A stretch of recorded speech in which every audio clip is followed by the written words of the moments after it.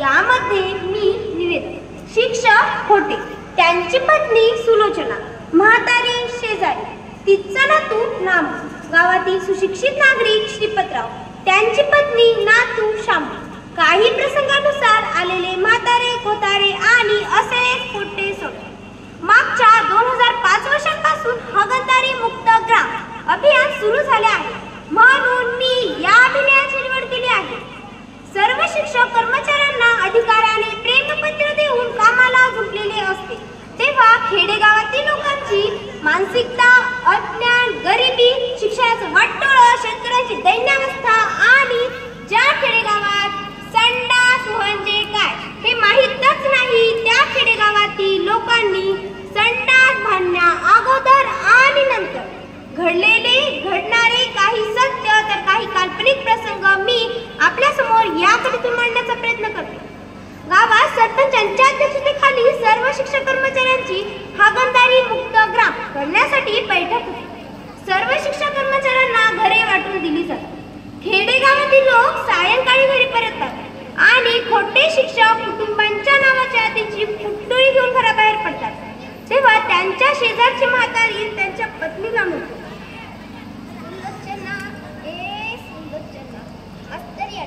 कुठं चालले तर माय आजी, ते संडाससाठी जाते.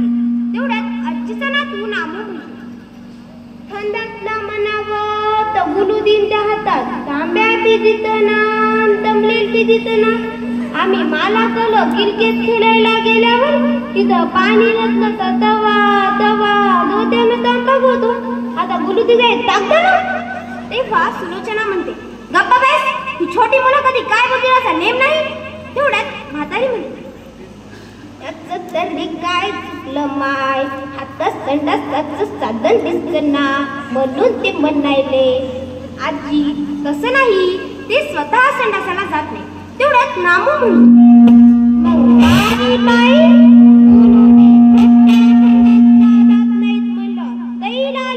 तुम्हाला त्याला लावतात तिथं.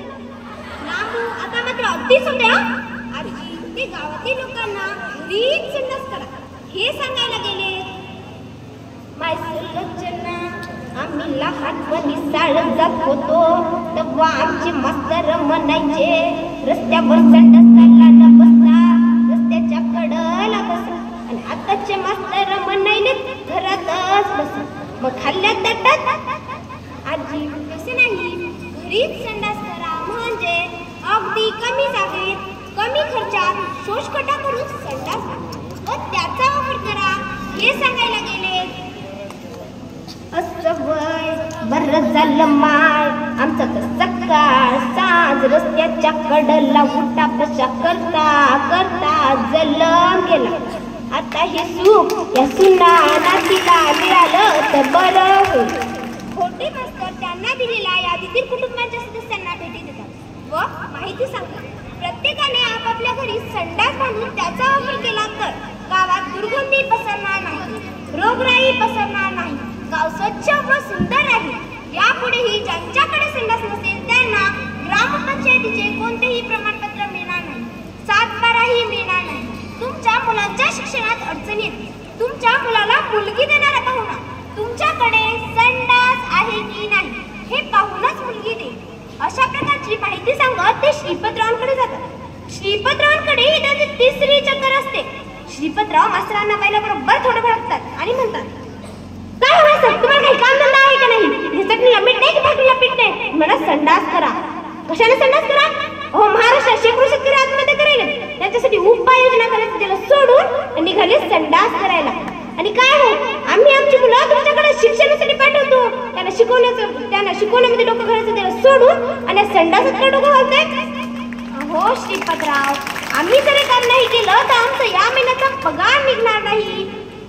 अरे पगार पगार पगार, आम्हा शेतकऱ्यांना का दर महिन्याला पगार मिळतो का? आमच्या शेतकऱ्यांचा उन्हाळ्यात गेला, पावसात महापुराने गेला, त्याची नुकसान भरपाई करण्याचं त्याला सोडून आणि आमच्याच मीठ चुळ्यासारखं आमच्या पुढे संडासाचं कुळपं केलं. तेवढ्यात घरातून श्रीपतराव आमच्या आणि म्हणते, धनी तुम्ही मास्तरांनी लई बोलला, मास्तरांनी एवढे चक्र मारल्या तर आपल्या भल्यासाठीच. आता काय बी झालं तरी संडास बांधायचं. श्रीपतरावही सुशिक्षित असल्यामुळे तयार होतात. आणि मास्तरांना अंगणाची मोकळी जागा दाखवत म्हणतात. बरं मास्तर, एवढ्या जागेत खड्डा करता येईल का? पहा बरं. तोच शेवटचे खटका मोजत असलेली श्रीपतरावांची आई म्हणते, बापू शिरपती, खड्डा कशासाठी म्हणायला माय? काही नाही माय, इतिहासासाठी सोय करतो. तेवढ्यात म्हातारी गळा काढते. बापू, मी तुम्हाला लहानच मोठं केलं, आता मये हातपाय बसले तर म्हणून मी तुम्हाला जड झाले की काय? मला जिथे पणीस पुराया निघाले तर माय. आजीने एक वेगळा अर्थ घेतला की शिक्षकांच्या चटकन लक्षात येते. ते आजीला समजवलं, आजी, गैरसमज करून घेऊ नका. तुम्हाला संडाससाठी बाहेर जाण्याचा त्रास होऊ नये म्हणून घरीच संडास घालायचे, त्यासाठी खड्डा करायचा. मिशीला पीठ देत श्रीपतराव म्हणतात, बरं मास्तर, यासाठी किती खर्च येईल? काही नाही, 200-300 विटा, थोडी रेती, एक सिमेंटचं पोतं, एक पाईप, एक कोंबडं, बस. श्रीपतरावांचा 4-5 वर्षाचा नातू अंगणात खेळतो. कोंबडं हा शब्द त्याच्या कानी पडतो. तो श्रीपतरावांजवळ धावत जातो आणि म्हणतो, बाबा बाबा, तुम्ही म्हणली की आपण मानतली तोंडलं जाऊ नये म्हणून. तेव्हा शिक्षक त्याला समजले, बेटा, ते खायचं कोंबडं नाही रे, ते संडासाचं सीट खाली ठेवायचं कोंबडं असतं.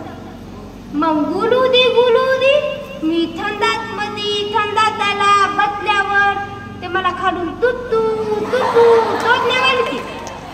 तो श्रीपतराव रागावतात आणि आपल्या पत्नीला उद्देश म्हणतात, काय बरं, लहान मुलं काय बोलण्याचा नेम नाही.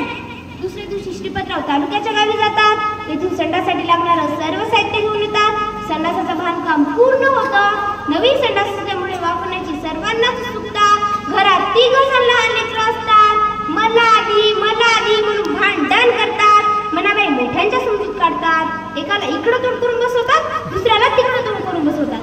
रोज रस्त्याच्या कडेनं लांब बसणारी लेकरं आज एकाच वेळी एकाच संडासामध्ये भिडून बसल्यामुळं घासून शिडबिड करतात.